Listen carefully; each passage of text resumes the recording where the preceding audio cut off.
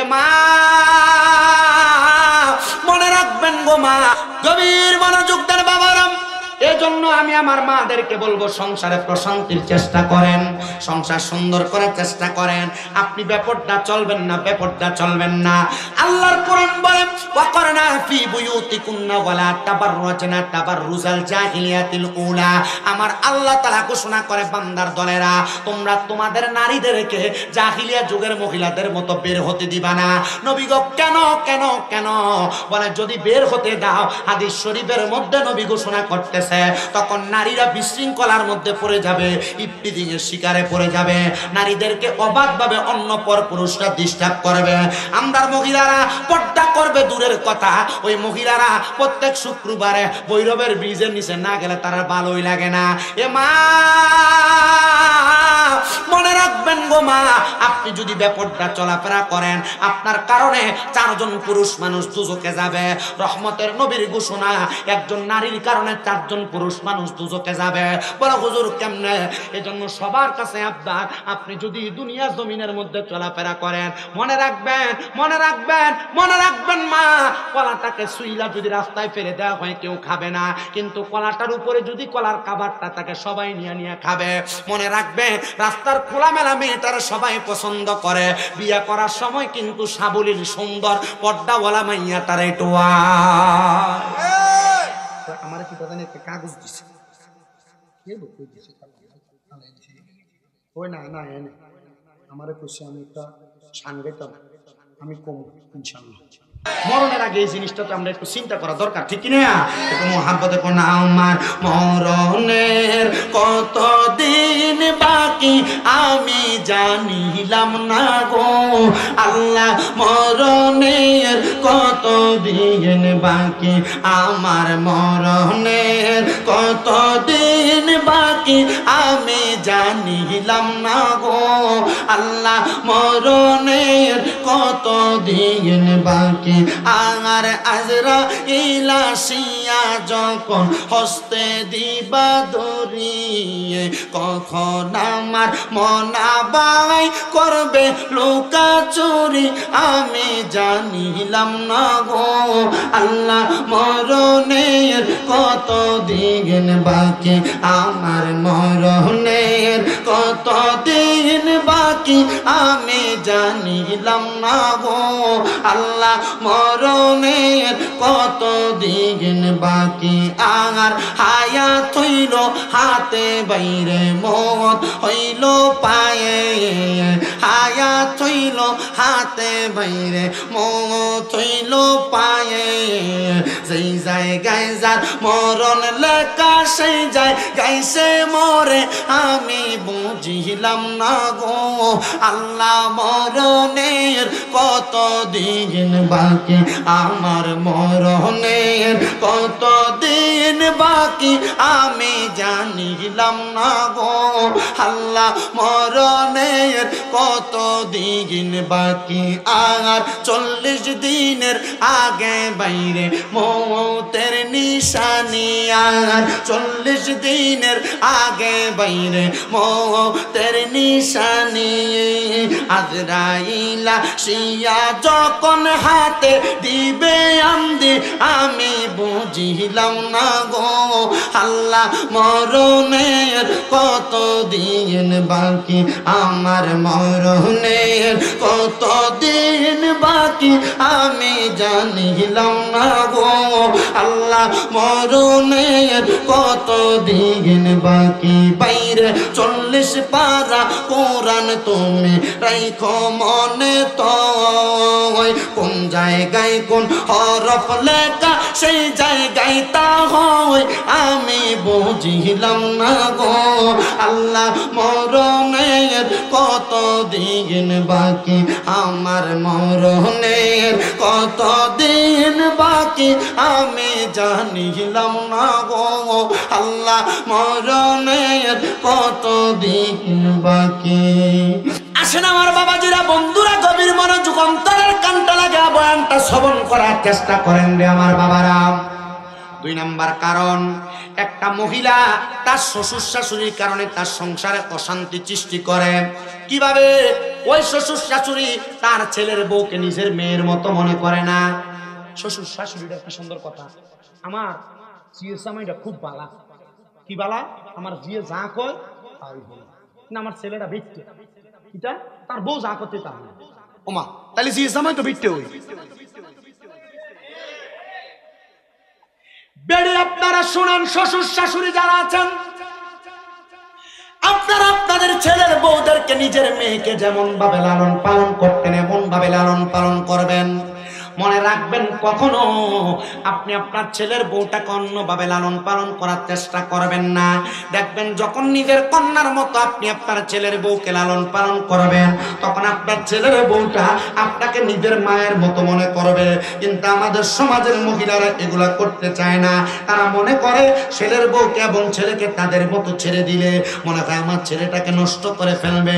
না না না, মনে রাখবেন এই পরিবারটা সুন্দর একটা সাবলীল ভাবে চলবে। আর তিন নাম্বার কারণ, একটা মহিলা তার মায়ের কুপরামর্শে তার স্বামীর সংসারে অশান্তি তৈরি করে। হুজুর কেন? এটা কিন্তু মহিলারা বিশ্বাস করতো না, মানতো না। মনে রাখবেন মা, আপনি হয়তো করেন না, তবে আপনার জাল করে। আপনার জাল হয়তো করেন না, আপনার পার্শ্ববর্তী ঘরের মহিলা করে। আপনার মা আপনার বুদ্ধি দেয়, তুই জামাই কি কামাই করে না না করে তুই হিসাব জানিস, এটি তো অন্য জায়গায় খরচ করে, তার বোনের দিয়ালা, তার মা বাপরে দিয়ালায়, এটি তোর সংসারের কোনো ভবিষ্যতে উন্নতি ভাইতি না। এবার মহিলা যখন তার স্বামীর সঙ্গে টাকা পয়সার হিসাব নিয়ে লেনদেন কষাকষি করে, তখন এবার লাগে ভিডা ভিডিয়ার কিলা কিনি। কথা কন ঠিক কিনা? ঠিক আছে না? ঠিক আছে না? কিন্তু বাস্তব কথা, আপনার বললেও বাস্তব, না বললেও বাস্তব। অসুবিধা হইতেছে আপনারা? এই ওয়াজ সবার কাছে ভালো লাগতো না। গভীর মনোযোগ দেন বাবারাম। এজন্য আমি আমার মাদেরকে বলবো, সংসারে প্রশান্তির চেষ্টা করেন, সংসার সুন্দর করার চেষ্টা করেন। আপনি বেপরদা চলবেন না, বেপরদা চলবেন না। আল্লাহর কোরআন বলে, ওয়াকরনা ফি বুয়ুতিকুন্না ওয়ালা তাবাররুজনা তাবাররুজাল জাহিলিয়াতিল উলা। আমার আল্লাহ তাআলা ঘোষণা করে, বান্দার দলেরা, তোমরা তোমাদের নারীদেরকে জাহিলিয়া যুগের মহিলাদের মতো বের হতে দিবা না। নবী গো কেন কেন কেন? বলে যদি বের হতে দাও, হাদিস শরীফের মধ্যে নবী ঘোষণা করতে তখন নারীরা বিশৃঙ্খলার মধ্যে পড়ে যাবে, ইফতিজিং এর শিকারে পড়ে যাবে। নারীদেরকে অবাধভাবে অন্য পর পুরুষরা ডিস্টার্ব করবে। আমরার মহিলারা পর্দা করবে দূরের কথা, ওই মহিলারা প্রত্যেক শুক্রবারে ভৈরবের ব্রিজের নিচে না গেলে তারা ভালোই লাগে না। এ মা, মনে রাখবেন গো মা, আপনি যদি বেপরদা চলাফেরা করেন, আপনার কারণে 4 জন পুরুষ মানুষ দুজকে যাবে। রহমতের নবীর ঘোষণা, একজন নারীর কারণে 4 জন পুরুষ মানুষ দুজকে যাবে। বলে হুজুর কেমনে? আপনারা যারা কোনো কন্যা সন্তান জন্ম দিয়েছেন, আপনাদের যাদের মেয়ে আছে, যদি ওই বাবা তার মাইয়ারে পর্দা না করায়, তখন তার মেয়েটাকে বেপরদা চলার কারণে কবরে প্রশ্ন করা হবে, কেন গো, কেন আপনি আপনার মেয়েটাকে পর্দা করান নাই? বলবে আমি সময় পাই নাই, মেয়েটা পর্দা মোতাবেক চলাফেরা করে নাই, আধুনিকতার ছোঁয়ায় মেয়েটা বেপরদা চলাফেরা করেছে। তখন মেয়ে বলবে আমার আব্বাজান কেন পর্দা করে নাই, বাবাজান জানে। তখন ওই বাবা এবং মেয়েকে একসাথে দুজকে দেওয়া হবে। 2 নাম্বার কারণ হলো, 2 নাম্বার কারণ, একটা মা একটা বাবার পরে একটা সন্তান তার মাকে যদি পর্দা না করায়, তার মাকে যদি পর্দা না করায়, তার কারণে দুজকে যাবে। 3 নাম্বার কারণ, 3 নাম্বার কারণ, একটা দুনিয়ার জমিনের মধ্যে ভাই যদি তার বোনকে পর্দা না করায়, ও ভাই আপনি পর্দা করাবেন দূরের কথা, আপনি আপনার বোনকে নিয়ে মোটর সাইকেলের পেছনে পেছনে ঘুরেন, না না না, আপনি আপনার বোনটাকে পর্দা করানোর চেষ্টা করেন। যদি আপনি না করান, তাহলে আপনি ভাই আল্লাহর কাছে জবাবদিহিতা করা লাগবে। আর 4 নাম্বার কারণ হইল, দুনিয়ার জমিনে একটা স্বামী যদি তার স্ত্রীকে পর্দা না করায়, তাহলে ওই স্বামীটা স্ত্রীর কারণে দোজখে যাওয়া লাগবে। আপনি পর্দা করাবেন দূরের কথা, আপনি আপনার বউকে বলেন আপনার ছোট ভাইকে ভাত বেড়ে দেওয়ার জন্য, আপনি আপনার বউকে বলেন ছোট ভাইয়ের গায়ে হলুদে হলুদ দেওয়ার জন্য, না রে মুসলমান না। আল্লাহর নবীজির ঘোষণা, একটা নারীর জন্য তার দেবর হলো মৃত্যু সমতুল্য, কালসাপের মতো। কিন্তু আপনার বউ সুন্দর তার দেবরের সঙ্গে কথা বলতেছে, আমরা সমাজ তো এটারে বানাইছে দেবর ভাইয়ের মতো, কি হইব? না না না না না, একটা ভাবি দেবরের সামনে যাইতে পারবে না, এটা তার জন্য গায়রে মাহরাম, হারাম। এই জন্য আমি আমার পর্দানশীনী মা বোনদেরকে বলতে চাই, আপনি আপনারা নিজে যদি জান্নাতে যাইতে চান, আপনি নিজের চিন্তা করেন, আপনি নিজের চিন্তা করেন। এমন বেহায়াপনা কোনোদিন করবেন না। গায়ে হলুদের অনুষ্ঠানে যা হলুদ দেওয়া, এটা আপনারা নাজাত দিতে পারবে না, জান্নাত দিতে পারবে না। এজন্য সবার কাছে আবদার, আপনি যদি দুনিয়া জমিনের মধ্যে চলাফেরা করেন, মনে রাখবেন মা, কলাটাকে সুইলা যদি রাস্তায় ফেলে দেওয়া হয় কেউ খাবে না, কিন্তু কলাটার উপরে যদি কলার কাভারটা থাকে সবাই নিয়ে খাবে। মনে রাখবেন, রাস্তার খোলামেলা মেয়েটারা সবাই পছন্দ করে, বিয়ে করার সময় কিন্তু সাবলীল সুন্দর পর্দাওয়ালা মাইয়াটারে টোয়া।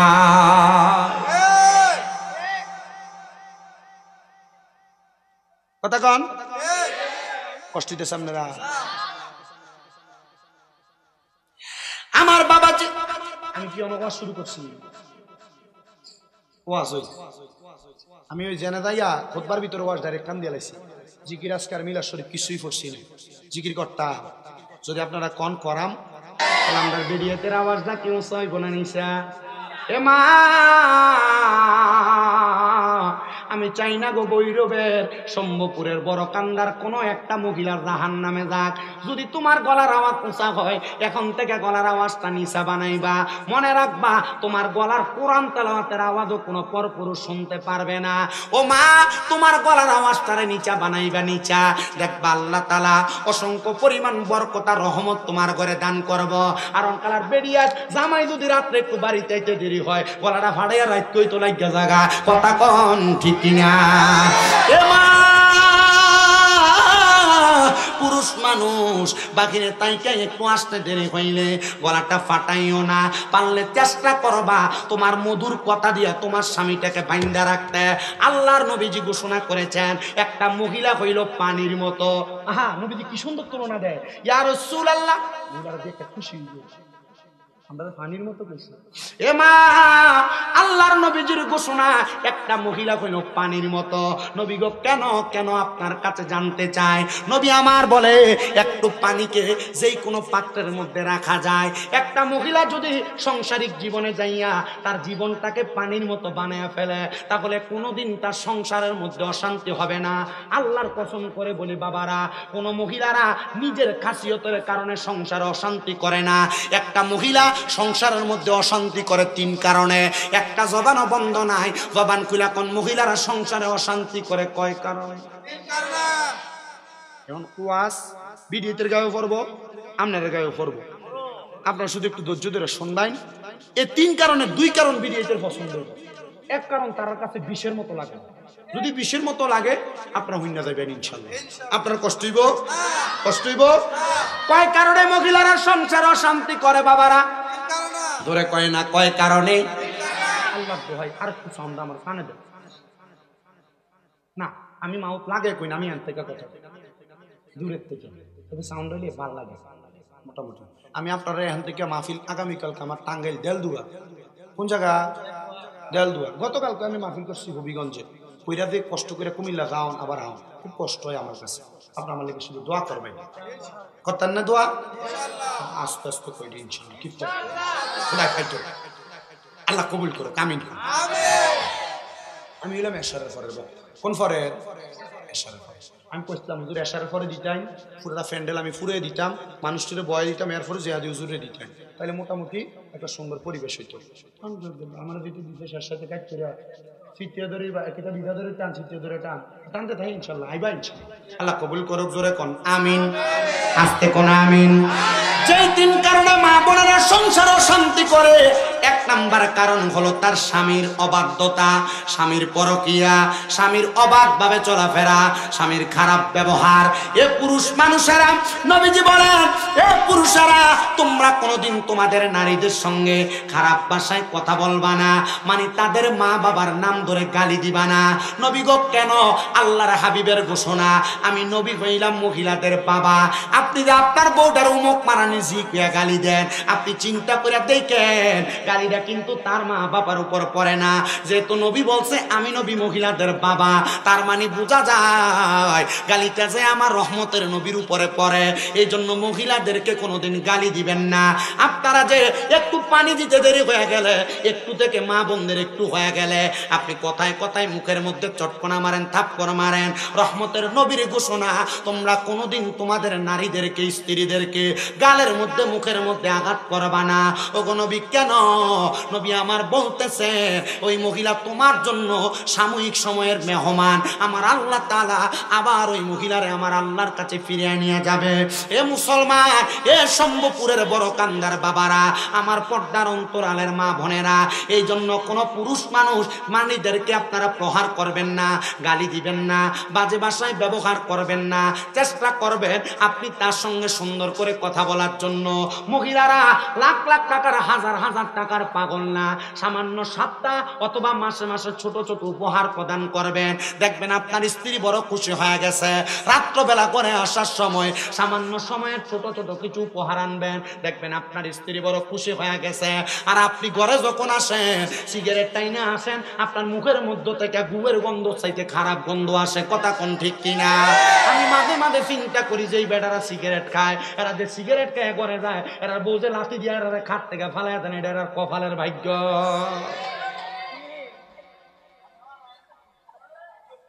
তখন আপনার কি অসুবিধা হইতেছে? ও চলবো ইনশাল্লাহ, বই ইনশাল্লাহ, ওই মুরব্বী হ্যাঁ ঠিক আছে চলবো বলে, চলবো। আল্লাহ কবুল করে, জোরে কোনা আমিন। আস্তে আস্তে আরো জোরে আমিন। আপনি যখন সিগারেট খেয়ে মুখটার দুর্গন্ধ বানায় ঘরে যান, তখন আপনার বউরা আপনারে ভাল লাগে না, অন্যদিকে ফিরা মুখটা ফিরে ঘুমায় থাকে, তখন আর আপনারে ভাল লাগে না, আপনার ছোটরারে ভাল লাগে।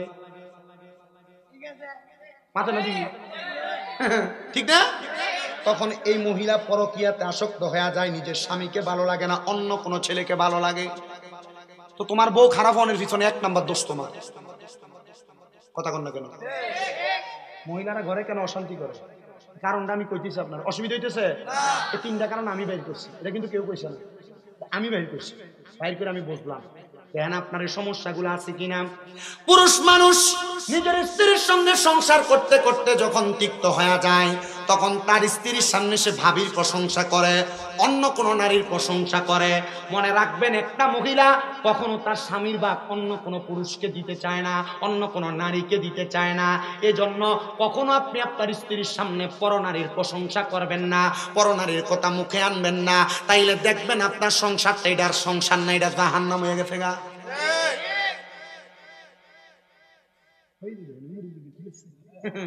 আল্লাহ কবুল করো কোনা আমিন। বাপরে আমার ওয়াজ বেড়াই অনেক বেশি মনে না, আমি গরমই কই আইছি, দেখবেন আগামীকালকে সকালে ভিডিওতে করতেছে ওয়াজ সম্ভব আমার ওয়াজ বেড়াইতে মনে না। ওই যে এখন ওয়াজ ভিডিও আপনারা বিপদ হয়ে গেছি। কথা কন ঠিক কিনা? না অনকালে কিন্তু আমরা ঠিক করতেন না, দমকার খারাপ।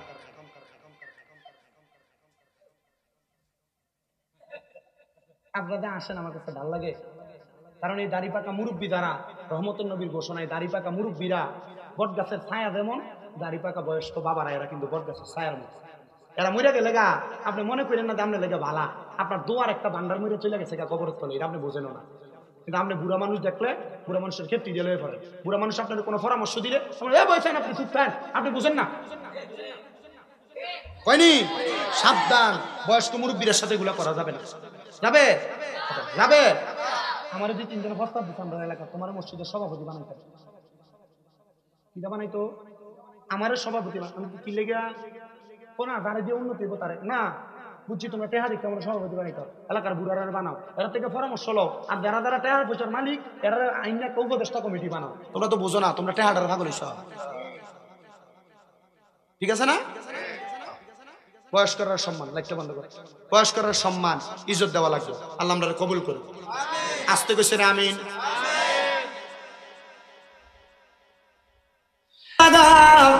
ওই আল্লাহর ওলি বলে, কবরের সামনে দাঁড়ায় দাঁড়ায় আমি প্রশ্ন করলাম, ও এলাকাবাসীরা তোমরা কি বলতে পারবা এই কবরের মধ্যে যিনি আছে এই লোকটার পরিচয় কি? সবাই বলে হুজুর না, আমরা বলতে পারবো না।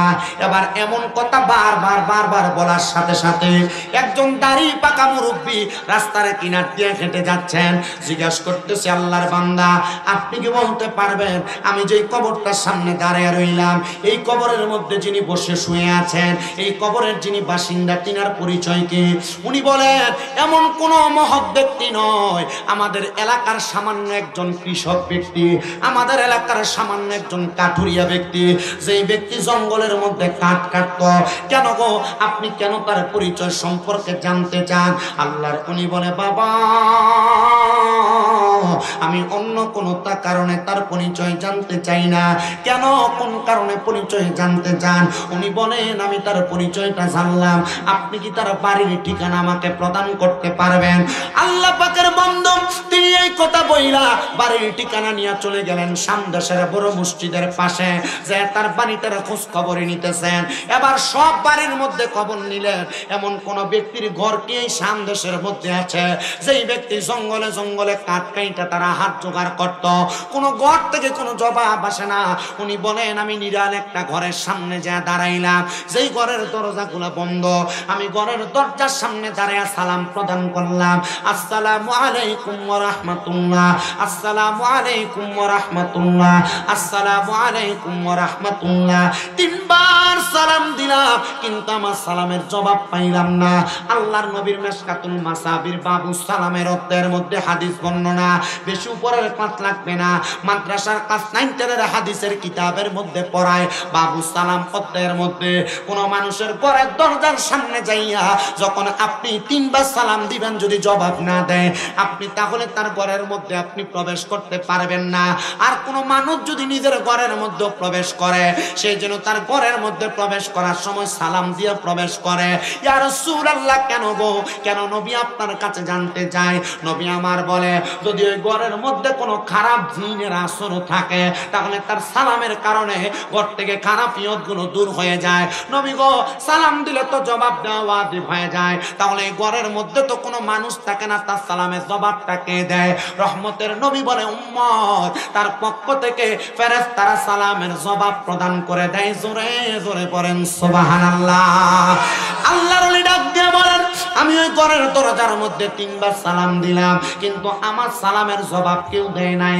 আমি আবার পেছনের দিকে ফিরা আমি সামনের দিকে হাঁটতে লাগলাম, হাঁটতে হাঁটতে যখন আমি কয়েক কদম চলে গেলাম আমি হঠাৎ করে শুনতে পাইলাম একটা মহিলা কণ্ঠে আওয়াজ আসতেছে ওয়া আলাইকুমুস সালাম ওয়া রাহমাতুল্লাহি ওয়া বারাকাতুহু। ওই সালামের জবাবটা পাইয়া আমি আর পেছনের দিকে তাকাইলাম না, আমার দ্বিতীয়বার সালামের জবাব দেয় ওয়া আলাইকুমুস সালাম ওয়া রাহমাতুল্লাহি ওয়া বারাকাতুহু। আমি এবার দ্বিতীয়বার সালামের জবাব পাইয়া আমি আটটার দিকে ফিরলাম না, তৃতীয়বার আমার সালামের জবাব দেয় ওয়া আলাইকুমুস সালাম ওয়া রাহমাতুল্লাহি ওয়া বারাকাতুহু। আমি তিনবারও তাকাইলাম না, কারণ আমি তার তিনবার সালাম দিলাম সে আমার সালামের জবাব দেয় নাই, এই জন্য আমি তিনবার তার সালামের জবাব পেয়ে তার দিকে ফিরলাম না। কিন্তু চতুর্থবার সে আমার সালামের জবাব দেয় না, আমার উল্টে সালাম প্রদান করলেন আসসালামু আলাইকুম ওয়া রাহমাতুল্লাহ। আমি আবার সালামের সালামটা পায়া আমি বুঝতে পারলাম যেই ব্যক্তি আমার তিনবার সালামের জবাব দিল এবং পরবর্তীতে আমি সালামের জবাব পায়া তার দিকে না তাকানোর কারণে সে আমার সালাম দিল, সে এখন আমার কাঁধের মধ্যে একটা বোঝা তুলে দিছে, কারণ সালামের জবাব দেওয়া হলো ওয়াজিব। আমি যদি তার সালামের জবাব না দেই তাহলে আমি গুনাহগার হয়ে যাব। আল্লাহর ওলি বলে আমি ওই মহিলার সালামের জবাব দিলাম এবং প্রশ্ন করলাম এ মহিলা তোমার যে আমি তিনবার সালাম দিলাম তুমি যে আমার সালামের জবাব দিলা না, তুমি কি জানো না কোন মুসাফির ঘরের দরজার মধ্যে এসে সালাম বিনিময় করলে তার সালামের জবাব দেওয়া লাগে? মহিলা বলে হুজুর আমার বেয়াদবি মাফ করবেন গো হুজুর, আমি জানি আল আদাবু খায়রুম মিনাজ যাহাবি ওয়াল ফিদ্দাতি, আদব হলো স্বর্ণ এবং রূপার চাইতে উত্তম। হুজুর স্বর্ণ রূপা রূপা দোকান থেকে বাজার থেকে স্বর্ণকার থেকে কিনা যায়, কিন্তু আদব কোনোদিন বাজার থেকে ক্রয় করা যায় না। আদবটা স্বর্ণ এবং রূপার চাইতে উত্তম। হুজুর আপনার কাছে জানতে চাই, আমি যে আপনার সালামের জবাব দিতে পারি নাই, আপনি কি আমার কাছে কারণটা জানতে চাইবেন? হুজুর আবার কারণ বলতেছেন মহিলাটা, হুজুর আপনি যখন প্রথম আমার সালাম দিলেন, আমি তখন 2 রাকাত নামাজরত অবস্থায় আমি তাশাহুদ পড়তেছিলাম। আপনি যখন আমার দ্বিতীয়বার সালাম প্রদান করলেন, আমি দুরূদ শরীফ পড়তেছিলাম। তৃতীয়বার সালাম দিলেন, আমি দোয়ায়ে মাসুরা পড়তেছিলাম। আমি নামাজটা শেষ করে আমি আপনার সালামের জবাব দিতে দেরি হয়ে গেছে। হুজুর আপনি আমার প্রতি কোনো রাগ করবেন না। হুজুর আপনার গলার আওয়াজ শুনে আমি বুঝতে পারলাম আপনি মনে হয় এই এলাকার কোনো বাসিন্দা না। কোথা থেকে আসছেন আগন্তুক মুসাফির? আপনি কেন আমার ঘরের দরজার সামনে সালাম বিনিময় করলেন? হুজুর বলে, মা আপনি মহিলা মানুষ, আপনার সঙ্গে বেশি কথা বলা যাবে না, কারণ মহিলাদের গলার আওয়াজ পুরুষ মানুষ শোনা তার জন্য হারাম হারাম হারাম। আর আমরা সমাজের বেরিয়ায় যখন এলাকায় ফুতেরে ডাক দেয় নয়ন কইরে, একবারই ডাক দিলে 3 বারই পর্যন্ত শোনা যায়। কথা কন্যা ঠিক কিনা? শুধু তাই নয়, শুধু তাই নয় রে বৈরবের সম্ভবপুরের বাবারা, আমরা সমাজের মধ্যে পুরুষ মানুষ নারীদের গলার চিকন আওয়াজ শুনলে তার কাছে বড় ভালো লাগে। আবার এই মাহফিল কমিটি বড় ভালো কমিটি, এদেরকে দেখে আমার বড় ভালো লাগছে। আমরা সমাজে অনেক জায়গার মধ্যে রজব মাসটা আসলে খাজা করিবেন ওয়াজের নাম দিয়া মাহফিল করে, কিন্তু এমন ওয়াজ মাহফিল করে না, এরা আইনা পিছন দিয়া উরুস মোবারক নাম দিয়া বেডি না চায়। আপনারা কোন এমন বেয়াদব সমাজে আছে না নাই? আল্লাহর কসম দে সম্ভবপুরের বাবারা, এরা কখনো সুন্নি না, এদের সাথে সুন্নিয়তের কোনো সম্পর্ক নাই। এরা ভণ্ড, এরা ভণ্ড, এরা ভণ্ড, আর এদের কারণে সুন্নিয়তের বদনাম হয়। মনে রাখবারে বাবারা, যেই জায়গার মধ্যে বেরিয়ে দিয়া নাচায়, বেরিয়ে দিয়া গান করায়, এরা কখনো ইসলামের ভালো চায় না। এরা ইসলামের নাম দিয়া আল্লাহর ওলির উরুস মোবারকের নাম দিয়া ভণ্ডামি করে, আল্লাহর ওলির উরুস মোবারককে পুঁজি বানায়। আল্লাহর কসম করে বলি, যেই জায়গায় জায়গায় মাজারগুলা ভাঙ্গা হইতেছে, এটার জন্য মাজারওয়ালারা দায়ী না, এটার জন্যই মাজারের বন্ড খাদেমরা দায়ী। বলে হুজুর কেন কেন? এটার কারণ হইল, তাকে দেখেন যত জায়গায় মাজার ভাঙছে, একটা মাজারের আন্ডারেও কোনো মাদ্রাসা নাই। যদি মাজারের খাদেমরা মাজারের গরুর টাকা নিজের পকেটে না ঢুকাইয়া ওই টাকা দিয়া মাদ্রাসা বানাইতো, আর মাদ্রাসার ভিতরে যদি 200-300 ছাত্র থাকতো, যেই ফকিন্নির ফুলারা মাজার ভাঙতে আসে, ওই 200-300 ছাত্র যদি 200-300 লাঠি লইয়া দৌড়ান দিত, আল্লাহর কসম ফকিন্নির ফুলারা মাজার ভাঙতো দূরের কথা, নিজের জান বাঁচানো দুষ্কর করা হইতো। এজন্য মাজার ভাঙ্গার বিপক্ষে সবাই ছিল। স্বামীন্দ্রতা মাজার ভাঙ্গার পক্ষে ছিল। আপনার কাছে ভালো লাগে না? জানে মাজার ভাঙ্গার বিপক্ষে ছিল, আমি মাজার ভাঙ্গার পক্ষে ছিলাম। কি লাগে জানেন? কারণ এই মাজার থেকে ভাঙতেছে, এই খাদেম সাহেবরা এতদিন পর্যন্ত এই মাজারের টেহা দিয়া নিজের পকেট বাড়ি করছে। কথা বল না কেন? আর এই বন্ডটি লেগে আজকে সুন্নিয়তের সব মাজারওয়ালার বন্ড কয়। আপনার ঠিক আছে না মহিদিয়া? কথা বুঝতে পারছেন আপনারা? মাজারের আল্লাহর ওলিরা তো হক নিয়া আপনার কষ্ট হইতেছে, অসুবিধা হইতেছে। আপনারা কথাগুলো কি সত্য না অবাস্তব? না অবাস্তব? 100% বাস্তব। আপনি কোন যে বল হুজুর অবাস্তব?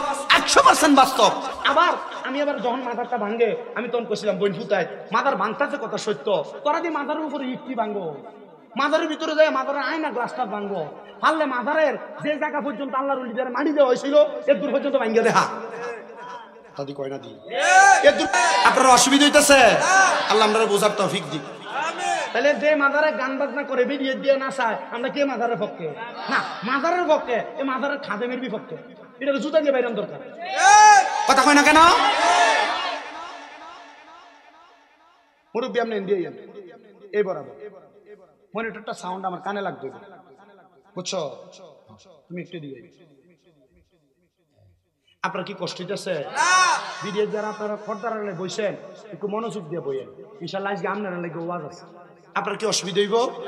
শোনেন, যে এলাকার ভিতরে রায়পুরি হুজুর ওয়াজ করে, সারা দুনিয়া বেটা পাগল করে এই এলাকার ভিতরে শামীম রাজার ওয়াজ চলে না, কারণ আপনারা ওয়াজ শুনতুন তো অভ্যস্ত। কথা কয় না? ঠিক আছে না? কারণ এই বেটা মোটামুটি পুরা এটা আপনারা বোঝেন নাকি? আপনারা ওয়াজ শোনেন, আপনারা মোটামুটি ওয়াজের ফ্যাক্টরি একটা আপনার কাছে আছে। আমি একটু মূর্খ মানুষ তো আপনার কাছে কিছু কথা বইলা দিয়ে যায়। আর আপনারা দাওয়াত না দিলে তো আপনারা দোয়া আমার 6টা মাদ্রাসা, কয়টা?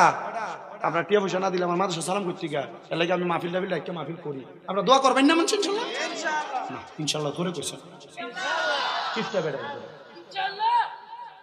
আল্লাহ কবুল করুক, আরো জোরে কোন আমিন। তো সেই কথা থেকে আলোচনার ধারাবাহিকতার মধ্যে আসতেছিলাম, ওই মহিলাটারে আল্লাহর ওলি ডাক দিয়ে বলতেছেন, মা আপনার গলার আওয়াজটা বেশিক্ষণ শোনা যাবে না, কয়েকটা প্রশ্ন করব, আপনি প্রশ্নের জবাবটা দিবেন, তারপর আমি আপনার কাছ থেকে বিদায় নিয়ে চলে যাব। মা, এ মা, আপনি বলেন আপনার স্বামী কি একজন কাঠুরিয়া? মহিলা কয়, হুজুর হ্যাঁ। এ মা, আপনি বলেন না আপনার স্বামী অনেক দিন হয়েছে ইন্তেকাল করেছে? বলে হ্যাঁ। মা গো মা, আপনার স্বামী যে ইন্তেকাল করেছে, আপনার স্বামীর এমন কোন আমল আছে কিনা যে আমলের কারণে আমার আল্লাহ তাআলা আপনার স্বামীকে মাফ করে দিতে পারে? মহিলা ডাক দিয়া কয়, হুজুর আমার জামাই তো ছিল একজন মূর্খ মানুষ, এমন কোন আমল তার জীবনে ছিল না। তবে একটা কথা আমি আপনাকে বলতে পারি, আমার স্বামী যখন রাত্রবেলা বাড়িতে আসতো, সন্ধ্যাবেলা জঙ্গলে কাঠ কাইটা বাড়িতে আসতো, আমি তাকে দেখতাম আমার স্বামীটা বাড়িতে আইসা কাঠ বিক্রির টাকা দিয়া কিছু আটা আনতেন, কিছু চাউল আনতেন, কিছু জব আনতেন, আর আমাকে বলতেন এগুলা রেডি করার জন্য, খাবার রেডি করার জন্য। তিনি এই সময়টা ওযু বানাইয়া নামাজের মুসল্লাটা বিছায়া আল্লাহর কোরআন শরীফ হাতের মধ্যে নিয়া আমি দেখতাম আমার স্বামী শুধু চোখের পানি ফালায়া ফালায়া কান্দে।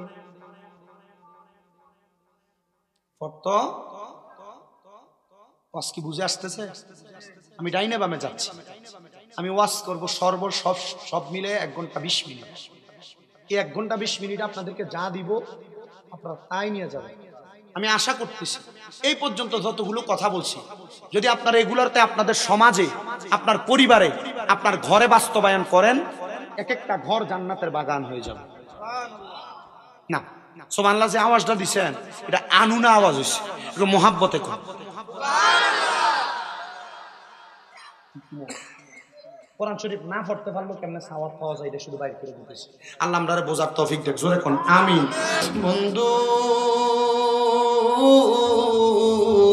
ও নবীর উম্মতের দলেরা, মহিলা কই, হুজুর আমার স্বামীরে দেখতাম কোরআন শরীফটা কইলা কইলা শুধু কান্দে।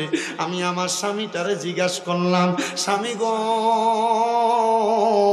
কোনদিন তো আপনার মুখ দিয়া আল্লাহর কোরআন আমি পড়তে দেখি নাই, আপনি দি দেখি আল্লাহর কোরআনের দিকে তাকায় তাকায় কান্দেন। আমার স্বামী আমার জবাব দেয়, স্ত্রী আমি যদি আল্লাহর কোরআনটা পড়তে পারতাম, আমি কি আল্লাহর কোরআনের দিকে তাকায় তাকায় কান্দতাম? আমি ইমাম সাহেবরে জিজ্ঞাসা করছি, হুজুর আমি তো কোরআন পড়তে পারি না, হুজুর আমার বলছে আমি যেন কোরআনের দিকে তাকায় তাকায় মুহাব্বত করি, এই জন্য না আমি আল্লাহর কোরআনটারে কইলা কইলা তাকায় তাকায় কান্দি। হুজুর কয়, মা ঠিক আছে, আমি আমার প্রশ্নের জবাব পাইয়া গেছি। ওই মহিলা ঘরে আল্লাহর উনি চইলা গেছেন। আল্লাহর উনি কয়, আমি যাইয়া 2 রাকাত করে 4 রাকাত 3 সেরা 12 রাকাত তাহাজ্জুদের নামাজ পড়লাম। তাহাজ্জুদের নামাজ পড়া আমি আমার আল্লাহর কাছে কান্নাকাটি করতে লাগলাম। মনিব, যেই লোকটা কোরআন জানতো না, হাদিস জানতো না, দুনিয়াতে কোনো ইবাদত করতো না, এই লোকটার কবর থেকে কেমনে এত সুন্দর সুঘ্রাণ আসতে পারে? আপনি বলেন না গো আল্লাহ। উনি বলেন, আমি আল্লাহর কাছে কানতে কানতে নামাজের মুসল্লাটার মধ্যে আমার চোখটা বন্ধ হয়ে গেছে। এমন টাইমে আমি দেখলাম গো, সাদা রঙের একজন পোশাকওয়ালা একজন ব্যক্তি আমার সামনে দাঁড়ায় গেছে। আমি জিজ্ঞাসা করলাম, কে গো আপনি? উনি বলতেছেন, আপনি যার কবরের সামনে দাঁড়ায়া দাঁড়ায়া সুঘ্রাণ নিতেছিলেন, আমি হইলাম সেই কবরের বাসিন্দা। বাবা, আপনি যে ওই কবরের বাসিন্দা, আপনার কবর থেকে এত সুন্দর সুঘ্রাণ কেন আসতেছে? ডাক দিয়ে কই, হুজুর আমি নামাজ পড়তে পারতাম না, আমি দুনিয়াতে কোনো আমল আখলাকের ব্যাপারে জানতাম না। তবে যখনই আমার মনটা কান্ত গো, আমি আল্লাহর কোরআনটা খুইলা আল্লাহর কোরআনের দিকে তাকিয়ে থাকতাম। আমার আল্লাহ তাআলা আমার এই তাকানোটার এত বরকত দান করছে, এই জন্য আমার কবরের মধ্যে সুন্দর সুঘ্রাণ দিয়া দিছে। চিন্তা করছো নি রে বৈরবের বাবারা, চিন্তা করছো নি রে বৈরবের মা বোনেরা, তুমি কোরআন পড়তে পারো না বিদায় কোরআন খোলো না, তুমি কোরআন পড়তে পারো না বিদায় কোরআন ধরো না। কিন্তু আল্লাহর বান্দা পড়তে পারতো না, আল্লাহর কোরআনের দিকে তাকায় তাকায় শুধু কান্নাকাটি করছে। এই কান্নাকাটির কারণে আমার আল্লাহ তাআলা তার অসংখ্য বরকত দান করছে, কবর থেকে সুঘ্রাণ দান করছে। হে বাবাজিরা, পারলে দেন আপনার পাওটা আমার সামনে দেন, আমি আমার জিহ্বাটা দিয়ে আপনার পাওটা পরিষ্কার করে দেই। তবু আদা করে যুবক ভাইরা, কোরআন পড়তে পারো আর না পারো, আল্লাহর কোরআনটারে পড়ার চেষ্টা করবা। মনে রাখবেন রে মুরব্বী বাবারা, আপনি যে আপনার সন্তানটার সকালবেলা মক্তবে না পাঠায়া, কোরআন না শিখায়া, কান্দের মধ্যে 1.5-2 কেজি ওজনের কিন্ডার গার্ডেনের ব্যাগ দিয়া কিন্ডার গার্ডেনে পাঠায়া দেন। নবীজির হাদিস শরীফ পড়া দেখলাম, কোন মা বাপ যদি তার সন্তানকে কোরআন না শিক্ষা গ্রহণ করায়, ওই সন্তানটা ইন্তেকাল করার পরে ফুলসেরাতের কিনারে তার প্রশ্ন করা হবে আর বলা হবে কোরআন তেলাওয়াত করার জন্য। সন্তান বলবে আমার মা বাবা আমারে কোরআন শিখায় নাই। ওই সন্তানের জবাবে তখন তার মা বাপকে সন্তানের সামনে আনা হবে, তুমি কেন তোমার সন্তানকে কোরআন শিখাও নাই? সন্তানের বাবা বলবে বিদেশ থাকার কারণে আমি তারা কেয়ার করতে পারি নাই। সন্তানের বাবা বলবে ঢাকায় চাকরি করার কারণে সন্তানকে আমি দেখাশোনা করতে পারি নাই। সন্তানের বাবা বলবে এই সন্তানটা আমি চাইছিলাম ডাক্তার ইঞ্জিনিয়ার বানাবো, এই জন্য আমি সকালে মক্তবে পাঠাইতে পারি নাই। ও বাবা,